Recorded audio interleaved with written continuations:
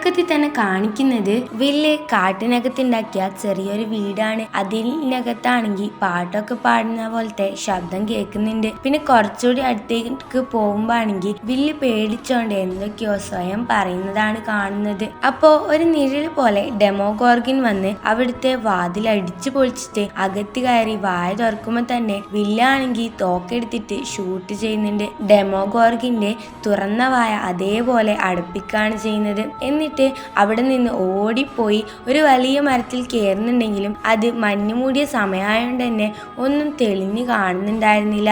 അപ്പോഴാണെങ്കിൽ Demogorgon വേഗത്തിൽ മരത്തിൽ കയറുന്നുണ്ട്. ഡെമോഗോർഗൻ കയറുമ്പോ ആണെങ്കിൽ ആ മരത്തിന്റെ ചില്ലൊക്കെ പൊട്ടിച്ചിട്ടാണ് കയറുന്നത്. ഇതൊക്കെ മുകളിൽ നിന്ന് കണ്ട വില്ലാണെങ്കിൽ തൊട്ടടുത്ത മരത്തിലേക്ക് ചാടുന്നുണ്ട്. അപ്പോഴാണെങ്കിൽ ഡെമോഗോർഗൻ അവനെ പിടിക്കാൻ നോക്കുന്നുണ്ടെങ്കിലും ജസ്റ്റിന് വില്ല് രക്ഷപ്പെടുന്നുണ്ട്. വില്ല് രക്ഷപ്പെട്ടെന്നൊന്നും പറയാൻ പറ്റില്ല. വില്ലാണെങ്കിൽ അപ്പുറത്തെ മരത്തിൽ ചവിട്ടുമ്പോ തന്നെ അതിലെ ചില്ലയൊക്കെ പൊട്ടി പൊട്ടി താഴോട്ട് പോവാണ് ചെയ്യുന്നത്. അങ്ങനെ താഴോട്ട് പോയിക്കൊണ്ടിരിക്കുമ്പോഴാണ് അവന്റെ ബാഗ് ഒരു ചില്ലയില് കൊളുത്തിയപ്പോൾ തന്നെ വില്ല് എന്താണെന്ന് മുകളിലേക്ക് നോക്കുമ്പോൾ തന്നെ ആ ബാഗിന്റെ ടൈറ്റ് ആക്കുന്ന സാധനമാണെങ്കിൽ ഊരി വില്ല് താഴോട്ട് തന്നെ വീഴാണ് ചെയ്യുന്നത്. അപ്പോൾ ആരോ വില്ലിനെ വലിച്ചോണ്ട് പോകുന്നുണ്ട്. പിന്നെ കാണിക്കുന്നത് ഒരു ഹൊറർ ഫീലൊക്കെ തരുന്ന ഒരു വീടാണ്. വീടെന്ന് പറയുന്നതിൽ നല്ലത് ഒരു പ്രേത ബംഗ്ലാവാണെന്ന് പറയുന്നതാണ് നല്ലത്. അതിനകത്താണെങ്കിൽ ഡെമോഗോർഗൻ ആണെങ്കിൽ വില്ലിനെ വലിച്ച് ഒരിടത്ത് ഇടുന്നുണ്ട്. അപ്പോ ആ കാട്ടിൽ നിന്ന് വില്ലിനെ വലിച്ചതും ഡെമോഗോർഗൻ ആയിരിക്കുമല്ലോ.